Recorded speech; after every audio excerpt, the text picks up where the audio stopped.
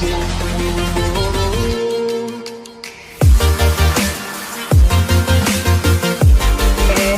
sore semuanya, Konco Gede ya bilangnya? Konco Gede, betul Mbak. Iya. Selamat sore semuanya, perkenalkan aku Nathan dari PT Sony Indonesia. Hari ini mau menjelaskan sedikit tentang line up-nya kamera Sony dan juga lensa G terbaru kita. Ada 3 biji yang imut-imut ya, bentar aja 5 menit. Oke. Mungkin seperti yang udah kita tahu, Sony ini memiliki 5 fundamental. Apa aja sih? Yaitu lensanya udah banyak banget, lebih dari 50, bahkan lebih dari 60 ya sekarang. Juga tentunya kualitas sensor gambarnya nomor 1 di dunia, dan ini bukan kita yang bilang, tapi udah ada lembaganya yang bilang. Dan juga autofocusnya pastinya udah cepet banget. Dan baterai life-nya juga untuk yang baterai FZ100 dari kamera A73 ke atas itu udah besar banget ya. Bisa dibilang seharian itu cukup banget. Kalau untuk foto itu bisa sampai 800 foto, bayangin sebanyak apa. Juga pastinya kamera dan lensa Sony itu udah compact dan lightweight.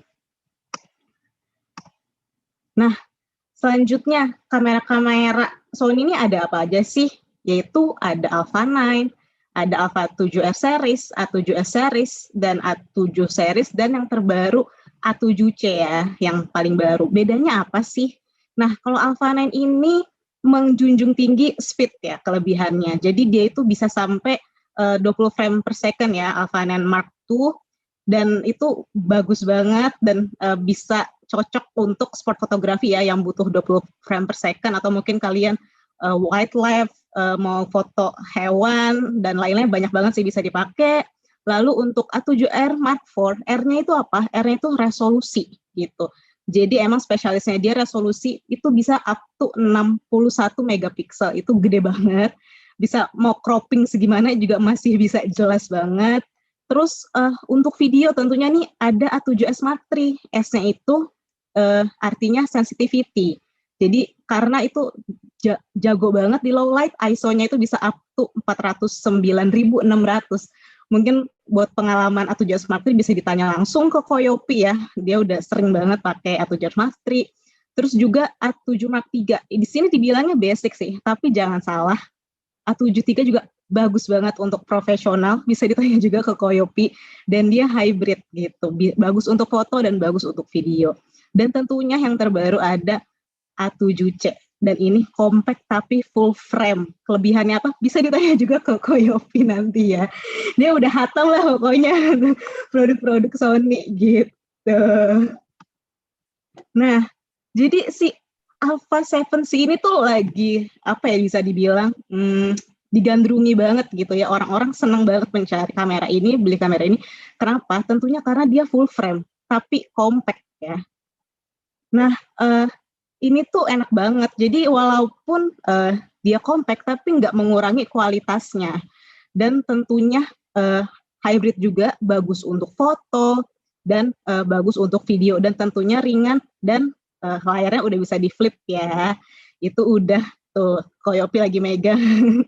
Itu udah apa ya, enak banget untuk ngambil angle-angle video yang menarik, yang sulit, dan bisalah macam-macam. Atau buat ngevlog tuh ya kok ya. Untuk bikin video di rumah ya. Nah, nih kira-kira A7C itu buat siapa aja sih? Tentunya buat semua orang bisa. Jadi misalnya kamu kreator baru ya, pengen coba full frame pertama, bisa beli A7C. Atau pengen upgrade dari APS-C ke full frame, bisa banget ke A7C. Atau profesional juga punya A7C, biasanya mereka beli, contohnya Koyopi gitu. Jadi kadang profesional juga butuh kamera yang lebih compact, atau untuk second kamera, atau bahkan untuk main kamera gitu. Jadi benar-benar dari pemula sampai pro itu bisa banget pakai si A7C ini.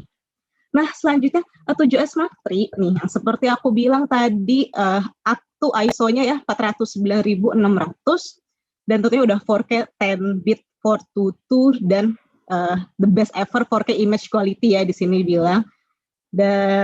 Detailnya bisa ditanya ke Koyopi. Biar aku nggak panjang-panjang nih, soalnya mungkin betul, Mbak. aku ingin materi langsung nih gitu. Nah, selanjutnya mungkin teman-teman juga udah pada tahu bahwa Sony ini memiliki yang namanya one mount. Jadi jangan takut walaupun teman-teman punya kamera APS-C, tapi pengen coba lensa full frame, nggak apa-apa banget, itu bisa dipakai di kamera kalian. Atau misalnya kalian masih punya lensa APS-C tapi pengen upgrade nih ke kamera full frame tapi nggak mau beli lensa full frame-nya dulu, nggak apa-apa juga karena bisa dipakai gitu. Jadi saling berkebalikannya bisa gitu. Jadi nggak masalah untuk invest APS-C full frame, itu bisa dipakai semuanya, nggak usah pakai adaptor. Nah, untuk lensa full frame sendiri kita udah ada 44 lensa, banyak banget. Dan totalnya lensa APS-C dan full frame udah 64. Jadi benar-benar tinggal dipilih sesuai kebutuhan kalian, tinggal dikonsultasikan mungkin ke toko atau misalnya ke Alfa Guru gitu. Nah, ini aku mau jelasin sedikit nih tentang lensa jitter baru kita ya. Imut-imut ada 3, ada 24 mili, 40 mili, dan 50 mili. Nah, jadi sebenarnya buat siapa sih si lensa G ini ya, compact G lens? Ini juga bisa, semua orang bisa pakai ya, bisa untuk profesional, untuk foto, untuk video, untuk entry level, untuk full frame atau APS-C. Karena ini tuh bener-bener compact dan juga ringan, dan tentunya kualitas image-nya juga nggak perlu diragukan lagi ya, karena ini udah G lens, dan juga autofokusnya udah cepet pastinya, dan juga sunyi, senyap gitu ya, nggak berisik gitu. Nah, kenapa sih kok bisa bagus gitu ya, padahal si kamera sekecil itu ya, kecil banget lah. Nah, karena kalau misalnya kita lihat di dalamnya, ternyata banyak banget komponennya ya. Seperti ini nih, 24 mili, ada 7 grup dan 8 elemen, yang mungkin kita juga nggak ngerti ini isinya apa aja. Tapi lihat tuh masing-masing lensanya benar-benar punya elemen-elemen yang complicated, yang emang bisa menjunjung kualitasnya si lensa tersebut ya. Mungkin beda-beda ya, si 24 mili, 40 mili, dan 50 mili elemennya beda karena ya itu gimana caranya bikin vokal yang berbeda tapi ukurannya sama gitu. Dan tentunya udah ada ED glass untuk suppress chromatic aberration ya, dan juga aspherical lensnya untuk mendeliver high resolution gitu. Nah, ini juga berguna banget nih pasti untuk video juga, ada focus hold button, focus ring, aperture ring, focus mode switch, aperture click. Nah, ini benar-benar bisa membuat lebih smooth gitu ya. Jadi nggak perlu pakai menu-menu yang di kamera, tinggal mengoperasikan aja si lensa itu. Jadi benar-benar perpindahannya akan lebih smooth gitu.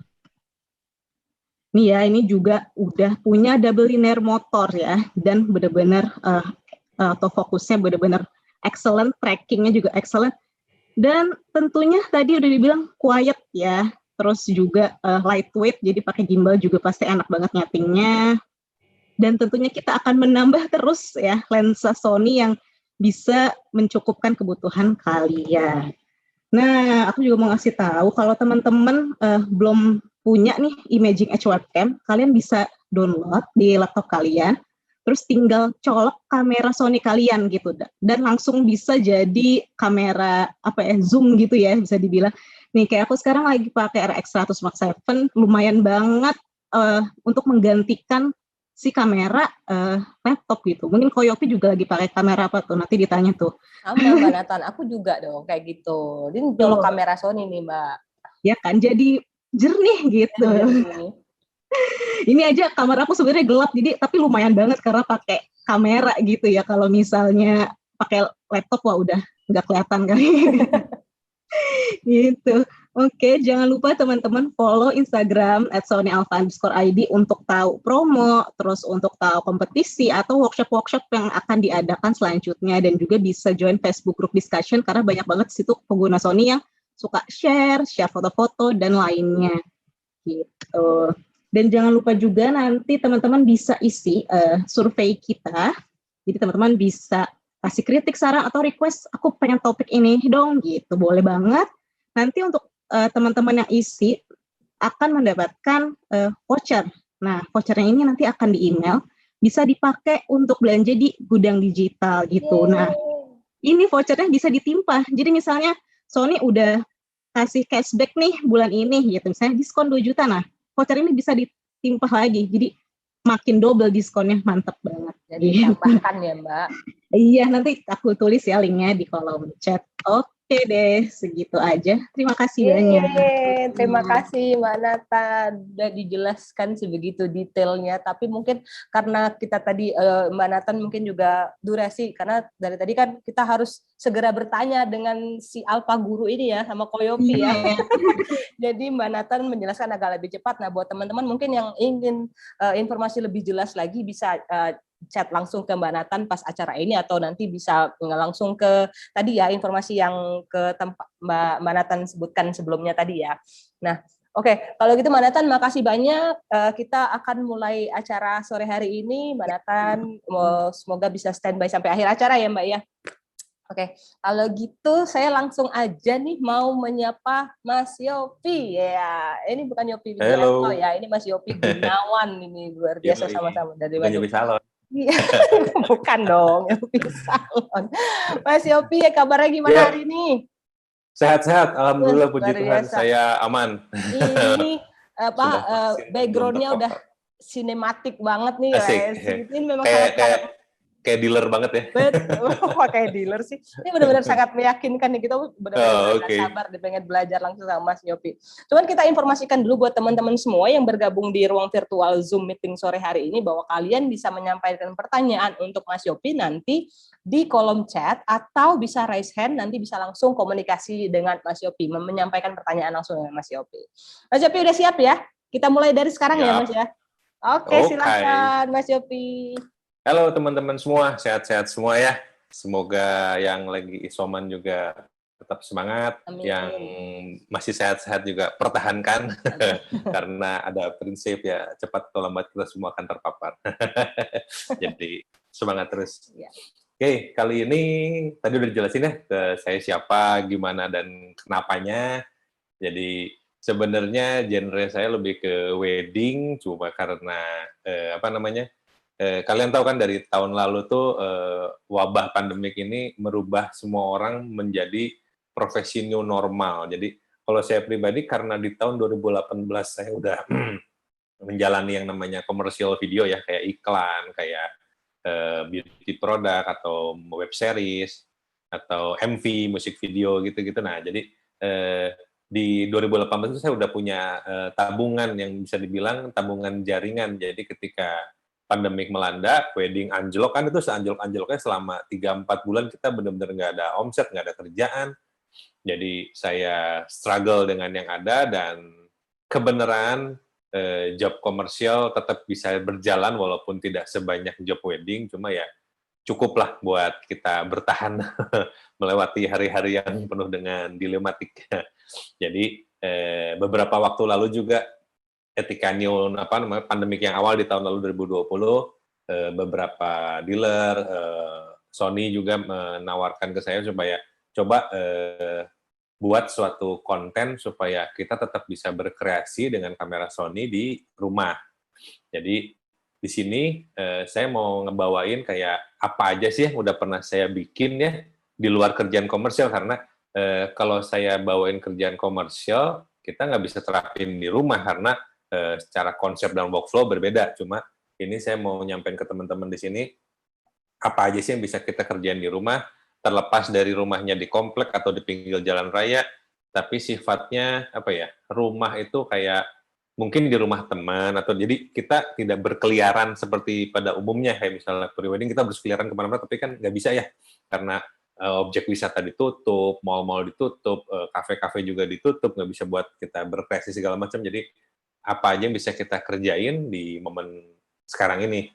Jadi ntar tuh ada 3 segmen. Jadi yang pertama itu saya akan kasih lihat apa aja yang saya lakuin di tahun lalu nih. Ya, di tahun lalu. Terus nanti akan ada sekilas, ini belum pernah saya kasih lihat ke orang-orang, cuma kalau kalian ikutin YouTube saya dan niat untuk nge-flashback ke tahun 2011, 2012, nah itu tuh ketika zaman-zaman YouTube belum se-booming sekarang dan YouTuber se-booming sekarang, Instagram, selebgram atau ya TikTok dan Reel dan segala macam itu belum mewabah. Tapi dulu tuh kita tuh udah sering bikin gitu ta. Jadi kayak saya mau coba kasih lihat itu apa aja sih yang dulu sering saya iseng bikin di sela-sela kegiatan saya bervideo wedding. Mungkinnya waktu zaman itu saya lebih banyak di wedding. Ya, saya akan share ke kalian. Terus nanti segmen ketiganya kita akan lebih menggali apa aja sih yang mesti disiapin ketika kita mau bikin konten. Terus apa aja yang ada di kepala saya ketika pandemi kedua ini, PPKM ini melanda dan saya tiba-tiba kepikiran sesuatu dan mencoba sesuatu itu dan sudah terjadi dan terrealisasi. Jadi akan saya sharingin juga. Oke, kita mulai.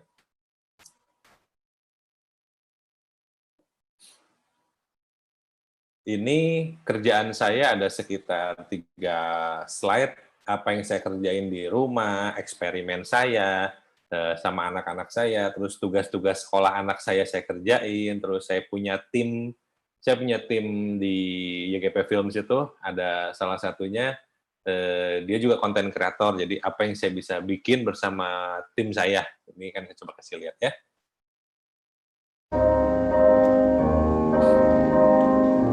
Gambar amannya nggak patah-patah ya?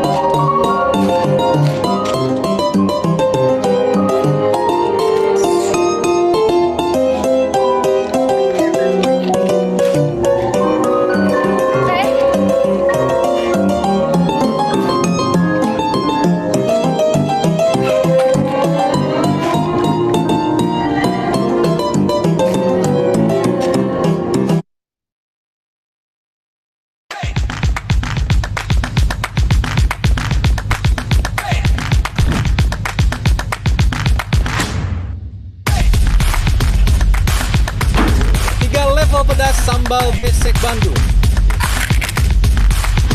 Hanet.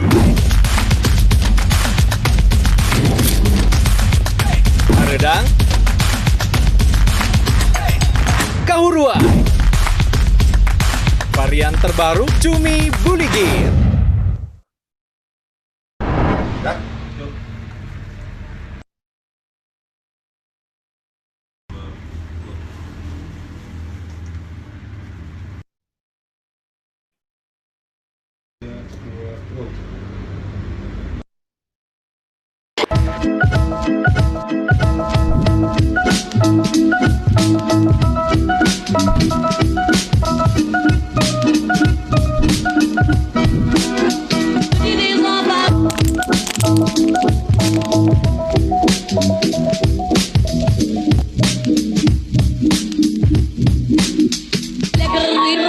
Welcome to Tabata.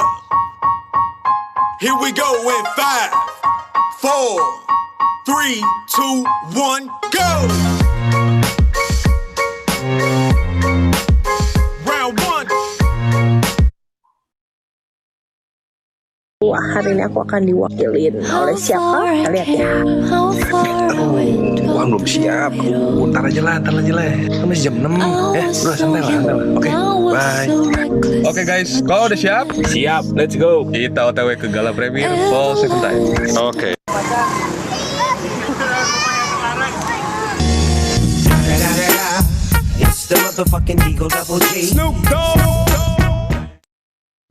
Aduh, sekolah diliburin, tugas banyak.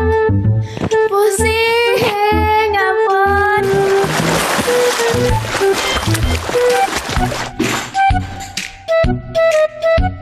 Jangan Fit, tenangin aja. Oke.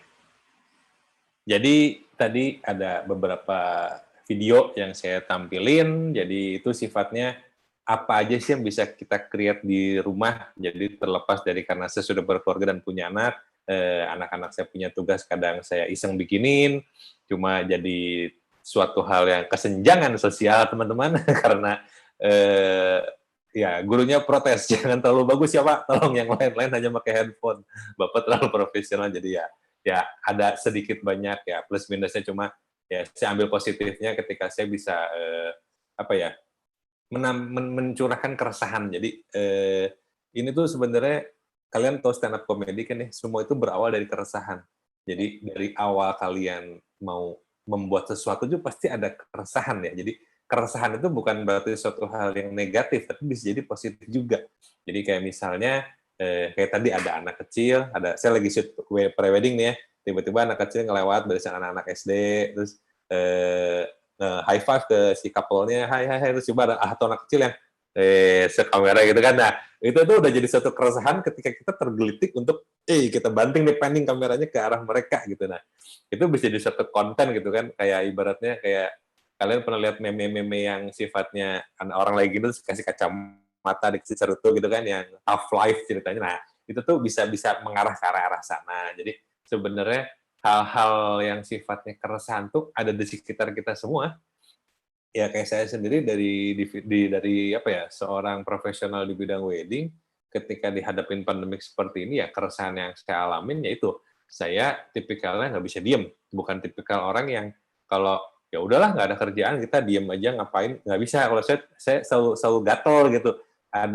Saya punya tetangga di komplek gitu ya, ada anjing kecil di piaraan mereka di depan gitu ya. Saking isengnya, saya pernah ngeliatin ya, nih anjing itu tiap pagi pasti di depan rumah diem. Saya sambil jemuran menikmati cahaya buat ya biar kita tetap sehat kan. Jadi saya liatin proses anjing itu tuh dari mulai dia diem di rantai sampai nunggu majikannya masukin dia ke dalam lagi, apa aja yang dia lakuin tuh sampai saking kurang kerjaan saya perhatiin, saya amatin, sampai akhirnya saya videoin gitu tuh, nih anjing ngapain aja gitu. Jadi ada hal yang menggelitiknya tuh. Kalau kalian bisa perhatiin, ini anjing ya dari tadinya diem, dikasih makanan udah habis, terus dia pup di situ, sampai akhirnya dia menjilat-jilat pupnya sendiri, dia tidur lagi, terus ya gitu. Jadi sampai saya seisang itu gitu ngeliat nih anjing kerjaannya sampai menderita gitu ya, majikannya lupa masukin dia ke dalam, berjam-jam saya perhatiin gitu, liatin, masuk ke rumah saya keluar lagi ngeliat nih masih gitu-gitu juga nih anjing. Jadi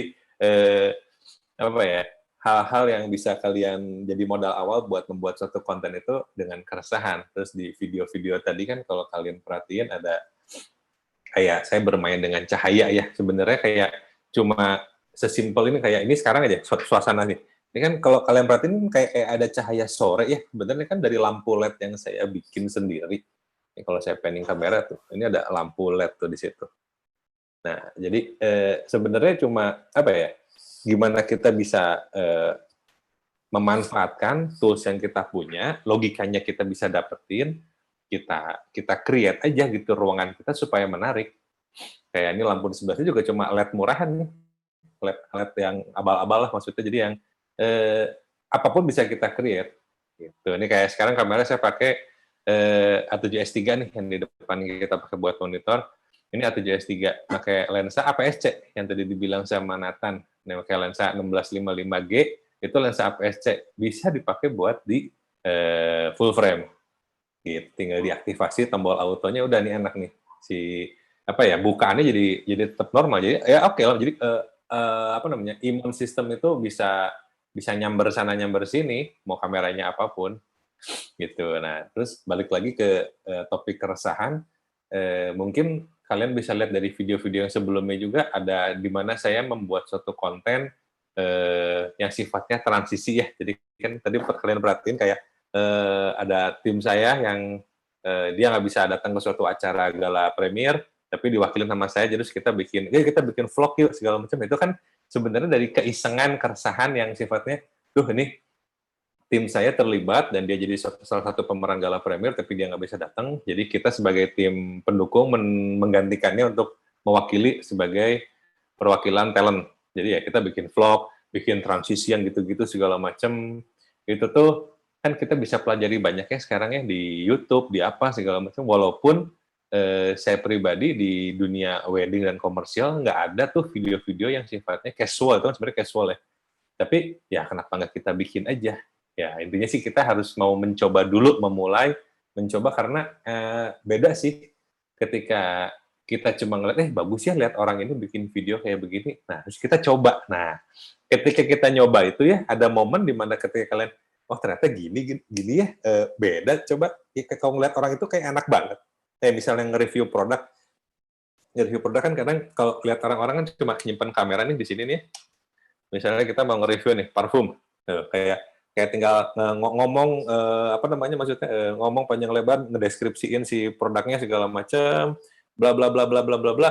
Tapi ketika kita merasakannya begini, terus kita harus ngomong, kayak ada yang kurang ya. Nah, akan saya ulas nih habis ini di slide-slide yang berikut akan saya ulas apa sih ada rasa yang berbeda ketika kita melihat produk begini dan di balik lensa dan kita harus menggerak-gerakkan produk ini di depan kamera kita atau handphone atau apapun gitu.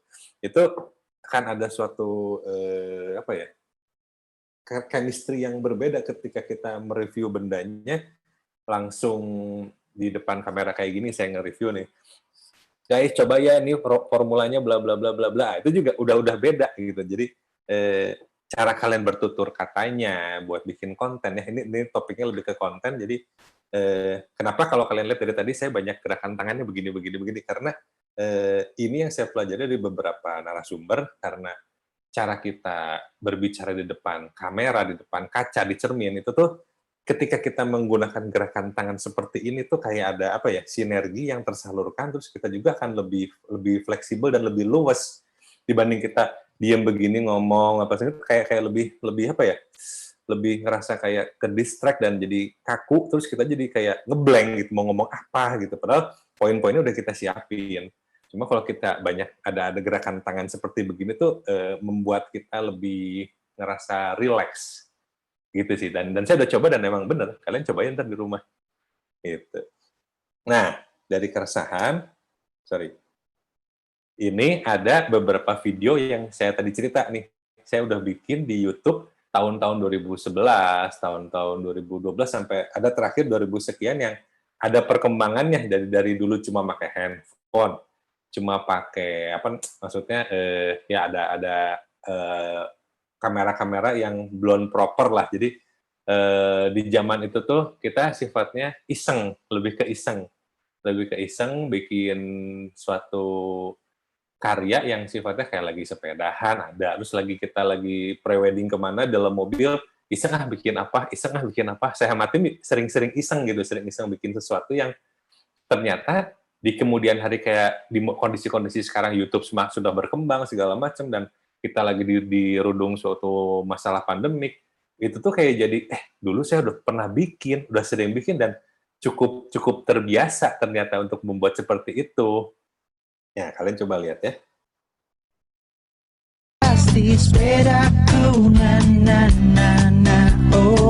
Bentuk dari Dajjal ya, seperti ini.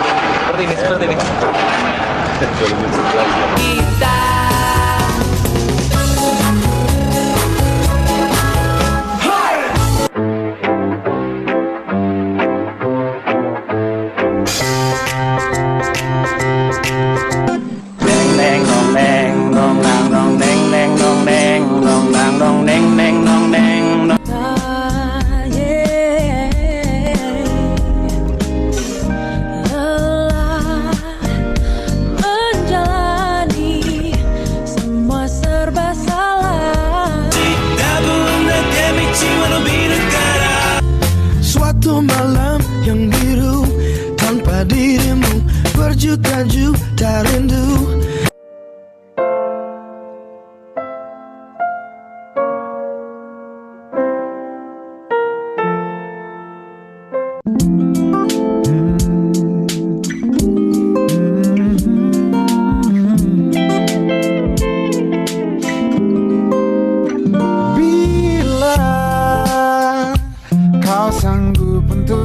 Melupakan dia,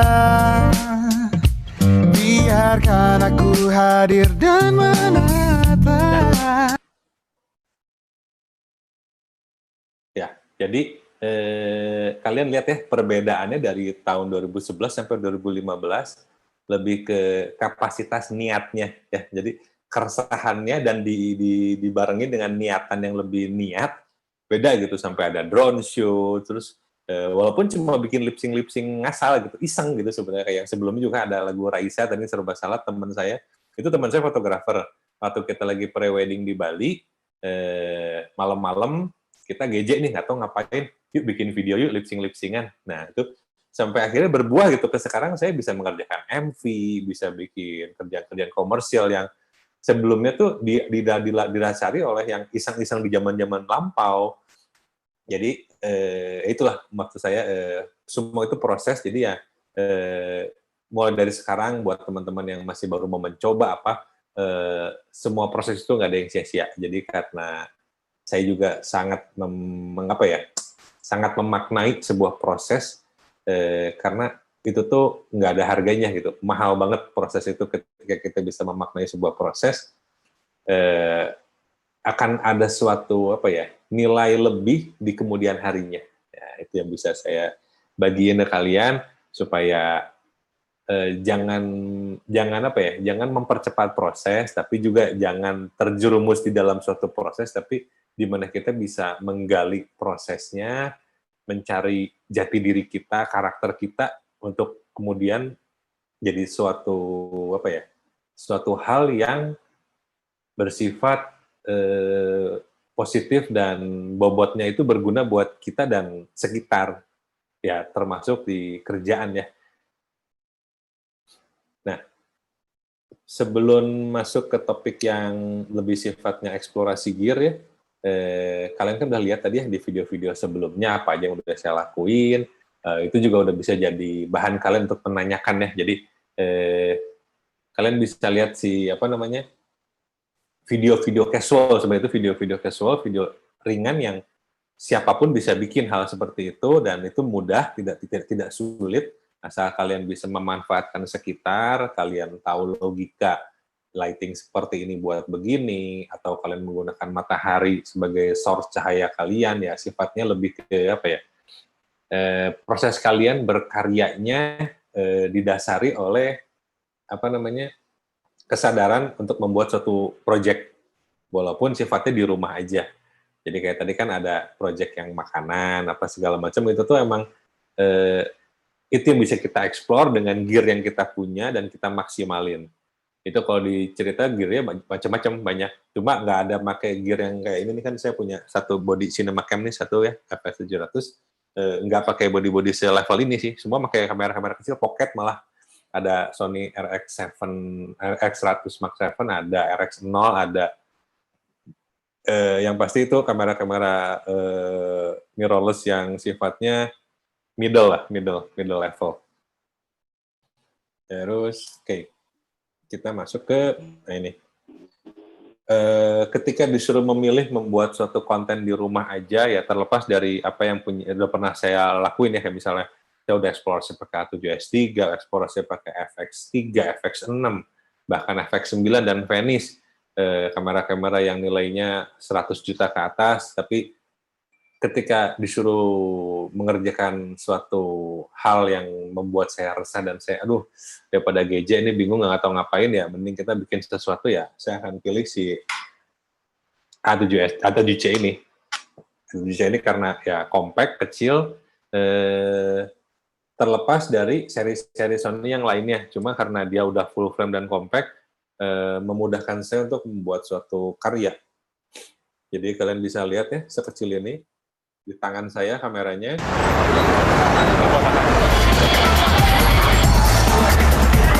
bisa membuat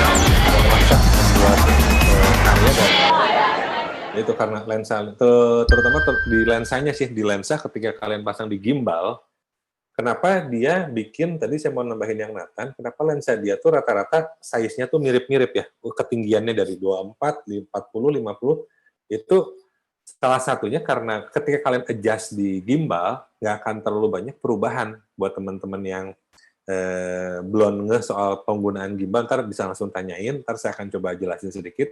Buat teman-teman yang udah ngerti, yaitu salah satu fungsinya karena lensa itu kan ada panjang pendeknya. Sedangkan di gimbal tuh kita perlu titik tengahnya dalam suatu, sorry, saya copot dulu aja ininya ya. Jadi dalam membuat balancing pada gimbal tuh, kita harus cari titik tengahnya si body dan lensa kan. Ini beratnya kemana nih? Kita harus cari sampai titik setimbangnya di tengahnya di mana. Biasa saya pakai penggaris di sini, terus bawahnya dikasih ballpen. Jadi kalau udah terbiasa sih, cukup kalian giniin aja sih, kerasa kok. Nah, kalian timbang-timbang nih. Nah, ini dengan baterai, ini lensanya aja. Oh, ini masih berat ke sini nih, berat ke body. Berarti kalian harus cari titik tengahnya. Jangan sampai berat ke belakang, tapi masang titik buat di gimbal itu agak ke depan sini. Nah, di sini nih titik tengahnya dia supaya balancing, nggak berat ke belakang, tapi bisa ke depan dikit. Nah, titik-titik kayak gitunya terus kita pertimbangkan. Makanya si G Brother itu membuat lensa yang rata-rata mirip, beratnya juga mirip, apanya segala macam, biar kita nggak bolak-balik ngejas. Mau gonta-ganti lensa dari 24, 40, 50 di gimbal tuh udah ready to use banget. Gitu. Nah, ini gue sekarang mau nyampein workflow. Jadi dari semua video-video yang udah saya kasih lihat, nanti abis ini akan ada video yang udah berdasarkan workflow ini. Jadi dari awalnya tuh ide, terus support tool, eksperimen, eksekusi, sosmed, dan package konten ini ntar akan saya jelasin ya. Ini diabaikan dulu. Nah, kita sampai sosmed. Jadi gini, ketika kita punya ide nih ya, punya ide, kayaknya kita mau bikin, kayaknya lucu juga nih, daripada bengong-bengong ya. Ini kan ada kayak obat tetes mata nih, saya punya obat tetes mata. Nah, ini apa maksudnya? Ini kan tuh kalau dikasih cahaya ya. Jadi dari hal-hal sepele kayak gini, kayak saya kan kacamata sering capek ya, terus sering pakai obat tetes mata. Ini kayaknya lucu juga, ini bikin iklan lucu-lucuan gitu. Maksudnya ya ide-ide seperti ini gitu, yang membuat keresahan dan tergelitik untuk saya belum pernah ini dapat job obat tetes mata. Kayaknya gimana ya kalau nyoba obat tetes mata ini, kita taruh di atas mata, pakai lensa makro, ambil matanya detailing, terus ditetesin, kan apa ya, experience yang kalian belum pernah coba, dan inilah saatnya kalian mencoba ketika kalian dirumahkan. Makanya jadi tadi saya bilang dari ide, langsung kepikir kan biasa support tool-nya apa nih? Oh, pakai lensa makro. Waduh, nggak punya lensa makro. Pakai apa ya yang murah? Banyak alat-alat lain yang sifatnya pakai close up ring. Kalian bisa lihat di YouTube tuh, mensiasati lensa makro yang murah meriah. Pasti ada keterangan ntar. Pakai close up ring lah, pakai apa yang sifatnya close up ringnya cuma 80.000, kadang ada 40.000 ya. Itu tuh bisa dipakai buat mensiasati gitu. Kalau kalian mau sewa juga bisa tuh kan, banyak jasa-jasa rental kamera segala macam. Kalian bisa coba tuh lensa Sony yang 30 makro, 50 makro, 90 makro. Nah, itu seru tuh buat dipakai, tajamnya juga lain. Nah, terus udah gitu kita mulai eksperimen nih, dari ide, support tool-nya apa nih mau kita gunain. Nah, kita eksperimen. Cobain dulu gitu kan. Jadi cobain, ngambil gini segala macam. Oke, udah kebayang nih. Berarti cara pakai si lensanya seperti ini, jadinya seperti ini. Oke, mulai itu eksekusi kan. Cari talent nih yang buat tetes mata yang bagus, siapa nih teman? Boleh nganggur nggak? Nganggur, yuk bantuin gue bikin gini. Nah, punya teman-teman model yang cewek cakep-cakep tuh kan. Nah, ajakin tuh bikin kayak konten-konten kayak gitu. Siapa tahu ketika kalian posting di sosmed, nah ada beberapa orang yang, kayaknya keren juga nih videonya, ditanya, bisa bikinin video buat gini nggak? Nah, itu kan apa ya, pancingan-pancingan. Itu sebenarnya tuh pancingan-pancingan yang bisa kalian jadiin modal awal buat berkreasi dan dapat jadi order lumayan. Jadi kayak dulu saya waktu pandemik yang awal juga iseng-iseng doang bikin MV, dapat job MV. Iseng-iseng bikin kayak review produk, dapat job produk. Sampai akhirnya bisa bikin web series. Nah, itu kan karena dari awal pandemiknya mereka ngelihat gitu, kita tetap produktif, intinya gitu. Kita tetap produktif, nggak terkendala karena wedding lagi lockdown, kita jadi nggak bisa berkarya, tetap bisa berkarya. Apapun bisa kita bikin, terlepas dari kerjaan awal kita misalnya di wedding atau di komersial, ya nggak terlepas dari itu semua gitu. Nah, package konten ini saya kemarin lagi coba iseng nih bikin sama tim, gimana kalau kita bikin package konten. Ini mensikapi kondisi pandemik di gelombang kedua kan, ini sebenarnya pandemik gelombang 2 nih ya. Jadi saya jual paket, ini mungkin teman-teman juga ada yang keidean ya, bikin konten sifatnya misalnya ada si selebgram A atau orang yang mau memposisikan dirinya, aduh gue pengen jadi YouTuber, aduh gue pengen jadi selebgram, tapi gimana ya caranya? Nah, saya nawarin suatu paket gitu, jadi kayak ada temen nih, ada vendor wedding lagi itu dia sebenarnya lebih ke beauty product. Terus tiba-tiba gue pengen jadi vlogger, pengen nyoba kayak nge-review lokasi, ada makanan apa aja di lokasi itu, terus apa-apa aja yang bisa kita explore di lokasi di Bandung, di Jakarta, di dimanapun lah, dia pengen ngebolang lah, kasarnya pengen ngebolang. Ya udah, gimana kalau kita bikin paket? Akhirnya saya bikin paket, dari sistemnya begini, jadi workflow-nya itu, si paketnya itu dari mulai ide dari dia, cuma kita kolaborasi, sampai nantinya tuh mereka bisa bikin konten sendiri, karena kan kalau bikin YouTube atau sifatnya konten kreator itu tuh kita harus konsisten ya, kayak misalnya dalam sebulan 4 video, atau sebulan sekali atau seminggu sekali video harus keluar terus. Nah itu kan harus konten yang konstan. Nah di awal tuh saya bikin paket, misalnya saya jual paket 50 juta. 50 juta itu udah dapet A7C, udah dapet lensa G Brother sama paket pelatihan. Nah itu yang serunya. Jadi kita kayak ngebikinin SOP atau sistem kerjanya. Ini loh, bikin kontennya tuh seperti ini, cara pakai kameranya begini, settingannya begini, lensa yang ini pakai pas lagi momen scene ini, lensa ini buat momen scene yang itu. Nah, jadi semua itu udah di set up segala macam supaya ntar ke depannya kan kalau namanya konten itu harus konsisten ya. Ibaratnya kita punya template kerjanya yang enak. Jadi buat ke depannya mau siapapun yang menggantikan posisi sebagai videographer, editor, udah tahu si template kerjanya udah tahu. Yang kayak gitu-gitu tuh menarik. Jadi kayak misalnya kemarin saya coba tembusin, berhasil tuh. Jadi dia mau pakai A7C, pakai 24 G Brother, sama yang 50. 24 buat dia nge-review vlognya, si 50-nya buat ngambil detailing sama ya sifatnya B-roll lah ya, B-roll, maksudnya insert yang bisa dia pakai untuk kepentingan kontennya dia. Jadi walaupun mostly dipakainya di 24 kalau konten kreator yang seperti itu. Jadi ya itu tuh banyak hal yang bisa kita manfaatin di momen-momen seperti ini. Jadi kepikir, oh ya bikin paket gini aja, paket konten kreator. Jadi dalam waktu 1 bulan kita bikin konten nih hari pertama, hari 2, hari 3 udah bikin. Nah timnya dia kita ajarin nih caranya bikin ngeditnya seperti ini, terus urutan-urutan workflow-nya seperti ini. Oh ya, sebelumnya juga persiapan udah disiapin ya, mau ngomonginnya apa, segala macam. Karena untuk membuat suatu konten yang sifatnya banyak ngomongnya, nge-review, itu tuh poin-poin harus kalian siapin. Jadi nggak bisa yang langsung improvisasi, guys, kita lagi di depan laptop ini, merek ini, bla bla bla. Nah, kecuali karena udah jago banget, itu bisa. Cuma kalau untuk awal-awal, emang kalian harus siapin dulu poin-poinnya. Jadi apa yang mau diomongin tuh lebih jelas poin-poinnya. Walaupun ntar waktu prosesi ya nggak bisa sekaligus ngomong kan, pasti dari poin A ke poin B di-cut dulu karena emang belum terbiasa, pasti akan ada suatu proses supaya akhirnya ntar terbiasa. Nah, dari situ ntar editing segala macam udah dibikinin, nah kita pantau nih selama sebulan ke depan, diliatin, oh udah bisa berjalan, ntar kalau misalnya mereka butuh konsul, butuh apa, tinggal bilang ke kita. Gitu. Jadi lumayan tuh kan, jadi jual paket project sekalian sama ngedukasi, ke depannya mereka bisa jalan sendiri. Gitu. Ntar tiap ada siapa lagi mau bikin, oke, dibikinin ramuannya, nih, jual sekalian paket kameranya segini-gini, nah udah, enak jualannya jadinya. Jualan enak, terus bisa mengedukasi orang, menginspirasi orang, terus mereka juga jadi punya punya karakter sendiri gitu. Karena soon or later ya sifatnya membimbing itu toh nantinya juga mereka akan menjadi diri mereka sendiri dan menjadi karakter yang baru. Dan ya kepuasan sebagai seorang pembimbing itu ketika kita bisa nge-build orang menjadi suatu karakter yang lebih baik dari sekarang. Ya saya gitu sekarang sharing ke teman-teman kalian ya segala macam gitu ya.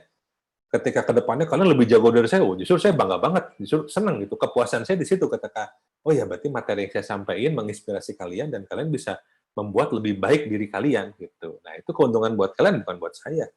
Saya mah hanya bisa membagikan, berbagi berkat semuanya. Nah ini dari workflow yang tadi saya bilang, kedepannya ketika saya membuat suatu konten, walaupun iseng dan sifatnya biasa-biasa aja, misalnya nih ketika saya dapat tugas bikinin konten buat A7C, ya udah saya bikinin konten ini semua pakai A7C, dari awal ini namanya video yang sifatnya kita mau bikin MV, ya, ibaratnya MV iseng-iseng, pakai A7C. Terus sebelum bikin MV iseng-iseng itu, kita bikin apa ya? Ide dasar dari mana? Kita cari bikin apa nama kayak ini disebutnya kalau di dunia komersial stilometric ya, kayak sketsa dari comotan dari YouTube lah, entah dari apa yang sifatnya ini loh mood yang mau diambil seperti ini. Terlepas nanti eksplorasinya akan seperti apa dikondisikan dengan keadaan di lapangan. Nah, kalian bisa lihat. Nah, ini ide awalnya nih.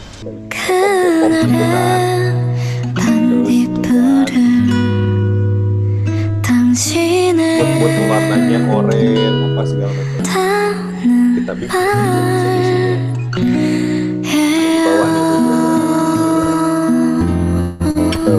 Jadi eksplorasinya tuh akan bermacam-macam. Ya, lokasi, apa segala macam. Lighting yang kita punya seperti apa.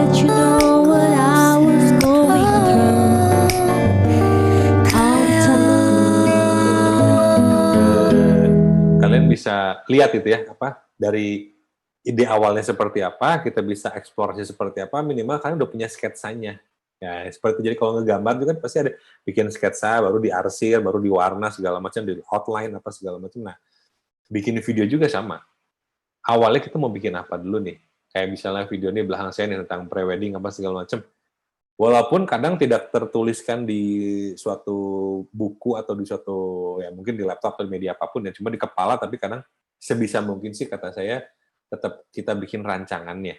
Yang saya pelajari gitu ya, dari dulu sampai sekarang, ketika kalian bisa merencanakan suatu hal untuk yang sifatnya video itu lebih baik, preps di awal itu penting. Sesepele apapun videonya, walaupun cuma video, hai guys, kita lagi di sini ya, minimal kalian tulis tuh di notes, oke, hari ini saya mau bikin video konten tentang ini, tentang bangun pagi, bikin ceplok telur, langsung saya mau review ceplok telur bikinan saya, nanti saya akan posting di media sosial. Nah, yang kayak gitu-gitu, ketika kalian tulis itu, kalian akan, oke, jam segini saya mau bikin. Jadi, kalian terbiasa untuk bikin sistematis, gitu. Jadi, walaupun sifatnya iseng-iseng, tapi ketika kalian punya plan, dan kalian bikin dengan kesungguhan hati, beda hasilnya pasti.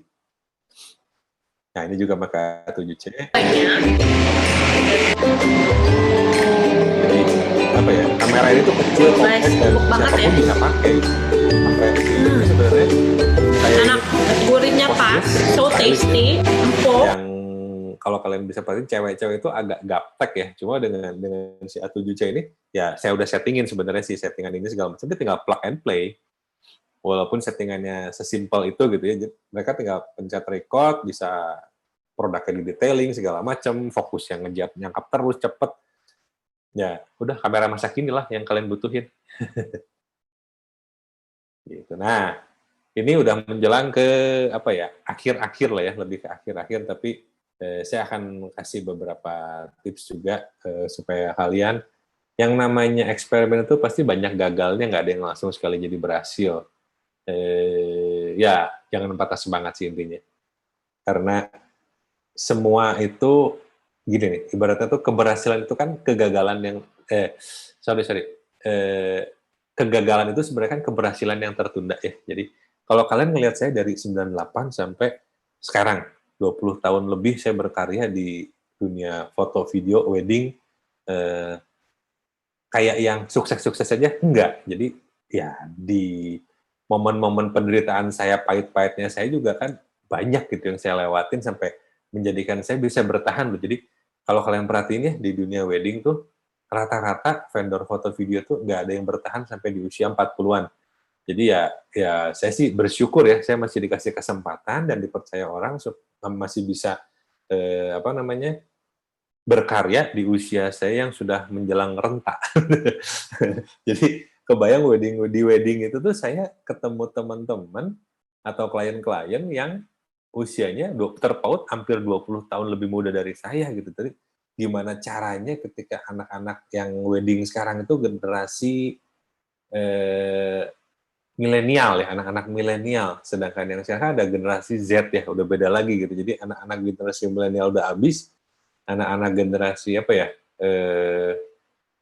generasi X ada nggak sih sebenarnya sebelum generasi Z? Nah itulah pokoknya transisi antara dua zaman itulah, itu kebayang kan. Jadi perubahan-perubahan yang saya alami dari generasi ke generasi, dan saya harus ikutin terus gitu. Cara mereka berpikir, mindset segala macam udah berbeda banget dari zaman yang angkatan saya lagi wedding aja udah beda banget cara berpikir ya. Jadi buat kalian yang masih muda-muda ya itulah pesan dari saya sih, adaptif ya. Kita adaptif sama sikon, sama tren, sama teknologi. Kita harus adjust terus diri kita, belajar terus, jangan bosen, jangan ibaratnya gini nih, kalau misalnya kita ini ada botol gitu ya. Ini kan lama-lama kalau botol itu diisi terus kan lama-lama penuh nih. Ini kok tadi fit juga ya, kayak kesannya gue sponsor banget enggak. Jadi ada momennya ya kalau di kerjaan, kalau orang-orang sering nanya, kok lu ada jenuhnya nggak sih kerja di wedding sekian puluh tahun? Sering, hampir tiap hari jenuh. Jadi gimana caranya ketika botol ini sebenarnya diri kita ya, bayangin diri kita diisi air full sampai segini, lama-lama kan luber juga ya. Nah makanya kita harus punya botol-botol kosong lain tuh yang biar bisa kita tuang-tuangin tuh. Jadi dia kembali kosong lagi. Jadi ibaratnya kita nge-refresh diri kita dengan mensalurkan diri dengan hobi ya. Hobinya apa gitu, kayak saya hobi pingpong. Cuma kadang kan pingpong butuh pasangan ya buat main. Tapi nggak ada pasangan mainnya, apalagi gitu cari hobi. Baca buku udah. Ya sisanya ya hobi saya ya bervideo, berkarya gitu. Emang karena ya, saya kan background-nya seni rupa. Jadi karena emang terbiasa untuk selalu berkarya gitu. Ketika dulu waktu zaman saya masih kecil, saya hampir sehari itu bisa bikin 10-20 gambar, tiap hari gambar apa aja gitu. Jadi benar-benar freak gitu, ngegambar terus, mau gambar apapun itu, belum terus aja mau gambar dari kecil tuh sampai ada dulu waktu zaman saya SMA ya, ada satu guru saking kesel ya sama saya, nyuruh pelajaran geografi. Cuma karena kesal lihatnya gambar mulu, kamu buat kali ini, buat Yopi, kamu harus menjawab pertanyaan saya dengan gambar. Kebayang nggak sih? Pertanyaan geografi saya jawab dengan gambar. Jadi satu-satunya orang yang ujian, tapi ketika orang lain ujiannya jawab dengan esai atau jawaban A, B, C, D, E, saya harus jawab dengan gambar. Ada 10 pertanyaan dan saya harus jawab dengan gambar semua. Ya, gurunya akhirnya melihat, ya ini anak layak sih. Maksudnya ya saya berhasil. Maksudnya ya walaupun dari 10 pertanyaan saya cuma bisa berhasil menjawab dengan gambar, berapa ya, 6 apa 7 gambar gitu, cuma gambar yang saya tampilin itu menjawab pertanyaan. Kebayang nggak sih pertanyaan geografi anak SMA gitu kan ya, udah jelimet pertanyaannya, tapi saya berusaha menjawab dengan gambar dan setengah mati gitu. Teman-teman jawab cuma tinggal contreng, tinggal ngisi, saya harus satu pertanyaan, saya satu gambar, wah saya bikin gambar banyak. Jawaban kedua, lembar berikut. Jadi saya punya 7 gambar untuk menjawab pertanyaan sibuk karena waktu udah nggak ada lagi, udah habis. Dalam waktu 1 jam harus kerjain semua. Ya, si guru akhirnya kayak, ya udah, gue emang tahu bakat lo emang di bidang gambar, dan ya untungnya ketika saya lulus SMA dan berhasil masuk seni rupa ITB, ya semua guru applause jadinya, yang ya ini anak emang freak ngegambar dan berhasil masuk seni rupa, ya wajar. Jadi ya itulah ibaratnya, ya saya sedikit berbagi cerita saya gitu, pahit-pahitnya saya dulu di ya apa ya mungkin di kurikulum pendidikan pada umumnya emang gambar kan bukan major ya, cuma ya negatifnya karena saya nggak tahu waktu gitu gambar ya, guru lagi jelasin saya sibuk gambar ya, jadinya gurunya kesal gitu sama saya. Jadi ya cuma poin positifnya ya saya dari kecil sudah sering di-challenge gitu sama orang supaya ya ke sini-sininya juga jadi mikir, iya ya, gue tipikal orang yang senang di-challenge gitu. Jadi ketika sampai masuk Sony pun saya sering di-challenge sama Sony. Kayak dunia saya tiba-tiba tentang wedding, tiba-tiba disuruh bikin topik tentang konten kreator. Oke. Jadi ya apa ya? Karena saya menyukai dunia visual, jadi ya saya akan kerjakan dengan senang hati. Apapun tantangannya akan saya tahu jawab. Gitu. Oke, next kayaknya, nah ini hasil-hasil yang saya lakuin dengan A7C. Jadi kalian bisa lihat ya, sesimpel apa seringkali apa ini kamera, terus dengan kita tetap stay di rumah, saya bisa eksplorasi lampu, apa segala macam ya, kalian bisa pelajari ini. Kalian juga bisa lihat di Instagramnya YGP Films, itu di IGTV-nya ada tentang tips and trick, di YouTube-nya YGP Films juga ada tentang tips and trick, di highlight-nya story-nya YGP juga kalian bisa pelajari. Itu ibaratnya modal awal ketika kalian ingin mengeksplorasi apa sih yang bisa saya bagiin buat kalian. Itu tuh basic semua. Jadi basic semua. Jadi buat pemula-pemula yang ingin mengeksplor, ya itu di YouTube saya, di Instagram saya lumayan lengkap. Jadi kalau udah tahapannya expert ya langsung DM aja ke saya, karena kadang tahapan expert untuk diceritain, di sharing itu terlalu panjang karena terlalu jelimet gitu, karena udah lebih ke pemikiran, lebih ke konsep, lebih ke jaringan. Jadi beda lagi gitu. Kalau lebih ke basic kan lebih ke teknis ya, teknik sistematikanya gimana. Nah, itu tuh landasan awal di kerjaan-kerjaan yang seperti kita ini seperti itu. Jadi landasan awalnya harus kuat dulu buat nanti kita ke depannya melangkah lebih jauh itu lebih mantep. Oke, saya kasih lihat nih ya beberapa kerjaan. Nah, ini bedanya di grading sama nggak di grading. Karena yang mau nanya grading itu apa sih? Ada behind the scene juga tuh, saya sesimpel ini bikinnya di komplek rumah saya doang.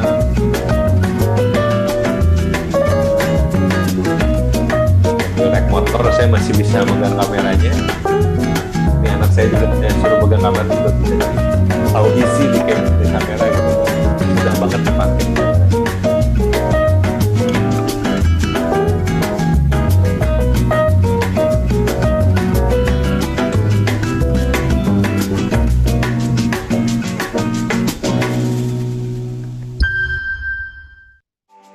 Hai guys, so ini udah datang. Steak Wagyu tenderloinnya 400 gram. Gede banget. Ini dagingnya kita makan coba. Panas ya.